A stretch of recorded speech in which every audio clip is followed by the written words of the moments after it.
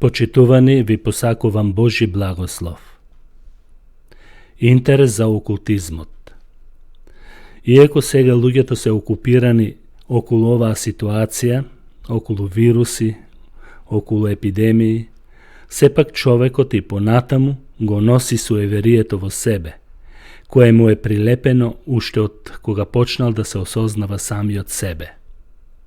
Тој не ги менува лошите навики и верувања. Зошто има толков интерес за окултизмот? За она што е скриено и непознато за човекот, каде што постои голема опасност за самата човечка душа која е вредна пред Бог. Живееме во модерен свет со големи изуми и достигнувања, а сепак не можам самиот да се изначудам колкав голем интерес има за окултизмот и суеверието. Поплавени сме од голем број на секаков вид пророци кои секојдневно нешто предскажуваат. Лажни исцелители, чудотворци, месии, кои на еден или на друг начин ги убедуваат луѓето дека имаат моќ да направат нешто добро за нив. Многу млади луѓе директно или индиректно го почитуваат таткото на лагата, тоа е ѓаволот. Статистиките покажуваат дека мнозина кои се занимаваат со вакви нешта имаат душевни и секакви други проблеми, запаѓајќи во амбисот да си го одземат дури и животот. Не постои весник каде што не се пишува за хороскопот, астролошките карти. Сето тоа веќе се смета за нормално, па дури ги покануваат астролозите пред некој значаен ден или настан да ги кажат нивните предвидувања. Ние христијаните тоа го гледаме како знак и исполнување на библиските пророштва. И да не бидеме изненадени. Бог уште многу одамна го предупреди неговиот народ да не ги следи овие пагански обичаи кои може да му бидат стапица за пропаст. Во 3-та Мојсеева книга е запишано: ако некој се обрати кон мртвите или духовите, јас ќе се свртам против таквиот човек и ќе го отстранам од неговиот народ. Гатањето, например, не е само некое народно наследство од старите времења. Трагедијата на модерниот човек е во тоа што и покрај големите научни откритија, тој и понатамо се занимава за суеверните нешта и ги продлабочува, што е чудно. Народот има мобилни, компјутери, комуницира со целиот свет на сосема софистициран начин, а од друга страна го гледаме тој истиот модерен човек ја прашува некоја баба во мало како да го отстрани урокот од себе. Зошто е тоа така? Проблемот е во тоа што на човекот како создадено битие му треба водство и сигурност во животот. Ниту ти или кој да е не е без оваа потреба. Бог како наш татко се погрижи тоа да го даде на секој човек, тоа што доаѓа од Бог. Исус Христос умре на Голгота за твоите и моите гревови. Ако му го предадеш животот со вера и покаяние, тој ни вели или ни ветува дека ќе ни ги прости гревовите и ќе ни даде нов живот. Ако не веруваш во Божиот Син Исус Христос, тогаш си во робство на ѓаволот и на гревот. Ѓаволот кој си поигрува со твојот живот, токму со овие пагански суеверни појави. Демонските сили дејствуваат и ќе дејствуваат и понатаму.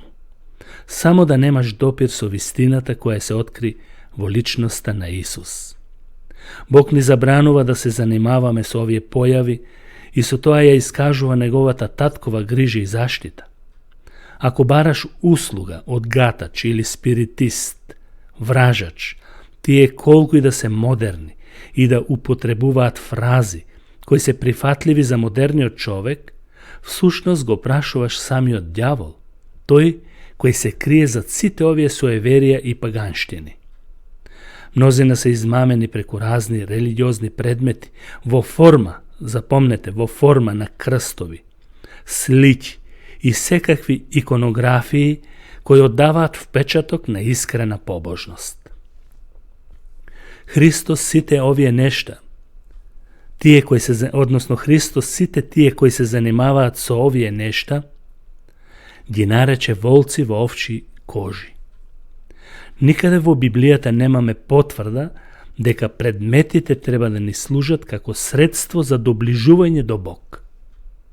Како прво Бог се објави дека е дух и секој пристап кон него е во дух и вистина.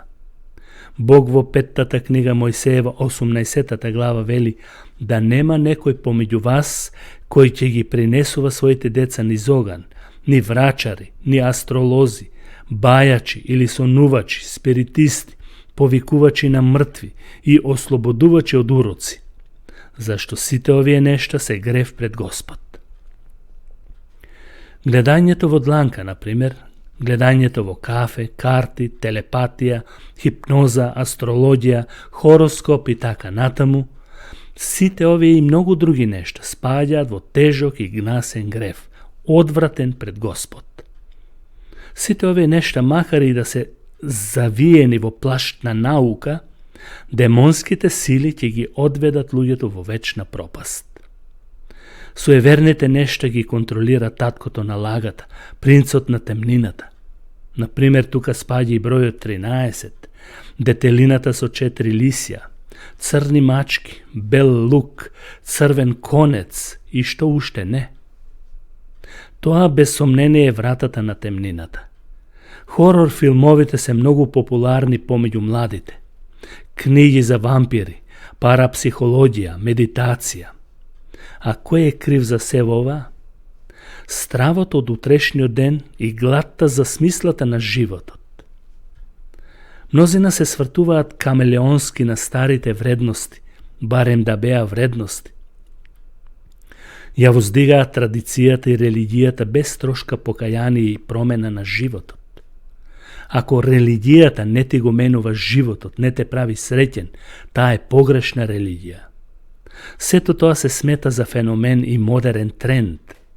За психолозите и етнолозите, ѓаволот е само символ на човечкиот религиозен страв пред непознатото.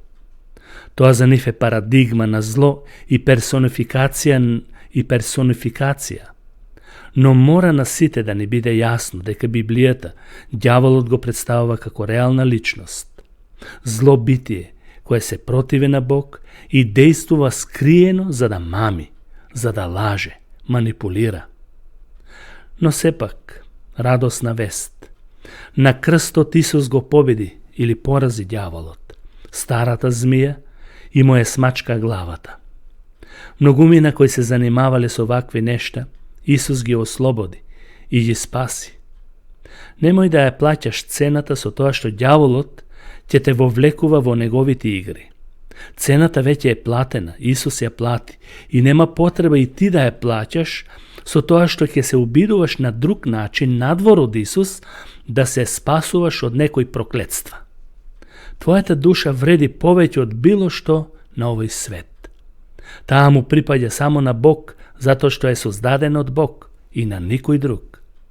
Библијата нагласува дека Христовата крв има сила и моќ на ослободување преку дејството на Светиот Дух. Бог ветува дека ако се покаеш, ќе го испрати во тебе Светиот Дух и ќе те ослободи од сите суеверија и окултни појави. Исус вели: ако Синот ве ослободи, на вистина ќе бидете слободни. Слободата е духовна, кога Исус ќе те ослободи, сатаната ќе нема власт над тебе. Стори го тоа уште сега, денеска, додека е свежо тоа што го слушаш. Повикај го Бог во молитва, со едноставни зборови, онака како умееш да ги кажеш. Не дозволувај никој да ти го одземе тоа што Бог ти го дава во Христос, а тоа е вечен живот. Бог и во Стариот и во Новиот Завет строго му забранува на човекот да има допир со сите овие суеверија, магии, спиритизам и било што ги спомнав досега. Исус рече дека тоа е патот, вистината и животот. Нема потреба од други патишти и други вистини. Во него, во Христос, се скриени сите богатства на мудроста и знаењето. Кога го бараме Христос, ние се исполнуваме со потребите за кое копне е нашата душа. И не само тоа. туку го откриваме животот по смртта, кој е реален и вистинит. Ако не доаѓаме во молитва преку Христос и бараме други патишта за разоткривање на тој живот, човекот автоматски потпаѓа под влијание и дејство на ѓаволот, кој го замаглува патот на човекот преку ваквите појави. Гледај оваа порака да не ја презреш со тоа што ќе помислиш, кој ти ја кажува или дали е така. Бог има една вистина, таа вистина е Библијата. Ако ова е забрането, тогаш останува забрането за секогаш. Бог да ве благослови преку неговиот збор. Читајте ја Библијата. Амин.